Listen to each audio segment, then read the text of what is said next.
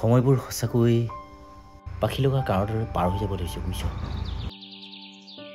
ভাবিলেই সময়বোৰ পাৰ হৈ যায়, কিন্তু এই জীৱন বৰ অনুপম।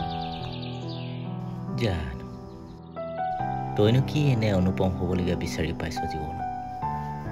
মোৰ কিন্তু ল'ৰালি কালটো বৰ ভাল লাগিছিল বুজিছ। আচলতে কথাটো সেইটোৱেই, তই ল'ৰালিৰ লগত বৰ্তমানৰ সময় আৰু পৰিস্থিতিবোৰ কম্পেয়াৰ কৰি থাক, কিন্তু মই ল'ৰালিৰ সময়বিলাক কেৱল ভাবোঁ, কিন্তু কেতিয়াও ইটোৰ লগত সিটো তুলনা নকৰোঁ। নহয় চাচোন, আমিবোৰ যিমানেই জীৱনত আগুৱাই গৈ আছোঁ, চিন্তামুক্ত এটা পৰিৱেশ আজি আহিব কালি আহিব বুলি ভাবি থাকোঁতেই সময়বোৰ পাৰ হৈ গৈছে, কিন্তু এদিনো দেখোন চিন্তামুক্ত হ'ব পৰা নাই। আজি যদি নিজৰ কৰ্ম আৰু উপাৰ্জনক লৈ চিন্তা, কালিলৈ ল'ৰা ছোৱালীক লৈ চিন্তা, আকৌ পৰহিলৈ নিজৰ এটা সুৰক্ষিত ভৱিষ্যতক লৈ চিন্তা, বাকী সমাজৰ প্ৰতি থকা আমাৰ দায়িত্ব আৰু কৰ্তব্যৰ কথা নকওঁৱে বাৰু। তই অলপ কথাবোৰ বেছিকৈ ভাব। মই যে ইমান চিন্তামুক্ত হৈ থাকোঁ, তাৰ মানে এইটো নহয় যে মই কথাবোৰ চিন্তা নকৰোঁ। পাৰ্থক্য এইটোৱেই যে মই মানুহটো অলপ প্ৰেক্টিকেল। জীৱনটো যদি তই ভবাৰ দৰে ভাবি লওঁ, তেন্তে দেখোন কামবোৰ কৰিবলৈ আমি সাহসেই নাপাম। এই যে আমি কৰি গৈ আছোঁ, ভুলটোতো একো কৰা নাই ন। তাৰ মাজতে আমি পোৱা বা আমাৰ প্ৰাপ্তিবোৰৰ কথাও কেতিয়াবা ভাবি চাবিচোন। তই নিজেও দেখোন আজি এজন স্বাৱলম্বী লোক, আৰু সৌহিদিনা তোৰ ল'ৰাই দেখোন চেণ্টাৰটোৰ ভিতৰতে গণিতত সৰ্বোচ্চ নম্বৰ পাইছে। এয়া জানো তোৰ বাবে এটা ডাঙৰ প্ৰাপ্তি নহয়? কাইলৈ ল'ৰাই এডমিশ্যনৰ বাবে তইহে চিন্তা কৰিবলগীয়া হৈছে, কিন্তু সেয়াটো আমি কৰিবই লাগিব।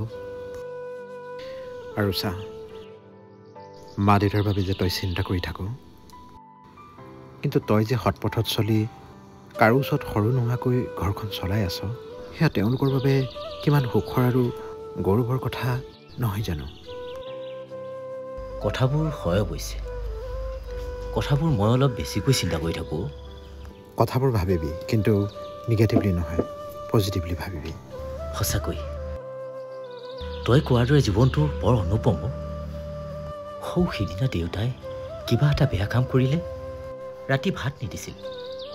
মায়ে যদি কেনেবাকে মনে মনে খুৱাব বিচাৰিছিল, মা গালি পাৰিছিল। চকু পানী টুকি টুকি মা শুই থাকিছিল। এতিয়া এইবোৰ উপলব্ধি কৰিছোঁ যে ইমানখিনি শাসন কৰাৰ বাবেহে চাগে সমাজে এতিয়া অন্তত ভাল বুলি নক'লেও বেয়া বুলি ক'বলৈ সাহস নকৰে। সেইটোৱেই কথা, সংস্কাৰ তাকে কয় জাননে? কিন্তু আজিকালি বহুতো শিক্ষিত মানুহৰ ঘৰতো ল'ৰা ছোৱালীক দিব নাজানে, আৰু আমি পাৰিছোঁনে নাই সন্দেহ হয় কেতিয়াবা। তই দেখোন বিয়াই পতা নাই, ল'ৰা ছোৱালীক ক'ৰ পৰা হ'ল সংস্কাৰ দিবলৈ? স্কুলৰ ল'ৰা ছোৱালীখিনিৰ কথা কৈছোঁ। এইবোৰ কাহিনী কৈ তাহাঁতক জীৱনৰ প্ৰকৃত আৰু বাস্তৱ শিক্ষাসমূহ দিবলৈ যত্ন কৰোঁ। ভাল কৰিছ বুজিছ, জীৱনৰ এই প্ৰেক্টিকেল এক্সপিৰিয়েঞ্চসমূহৰ পৰা পোৱা শিক্ষাৰ সমান আন একোৱেই হ'ব নোৱাৰে। ইহে প্ৰকৃত শিক্ষা। এৰা, মানুহ সদায় স্বাভিমানী হৈ থাকিব লাগে। আমি নিজে জনাটো আনক শিকাবলৈ যোৱাটো আৰু নিজৰ ভালখিনি আনৰ আগত ক'বলৈ যোৱাটো কেতিয়াও অহংকাৰ নহয়। এই মানুহৰ স্বাভিমান, আৰু স্বাভিমানৰ পৰা মানুহে বহু কথা শিকিব পাৰে। হ'ব দে, আমি বেছি চিৰিয়াছ হৈছোঁ নেকি? কামবোৰ কৰি যাম, ফল যি হয় দেখা যাব।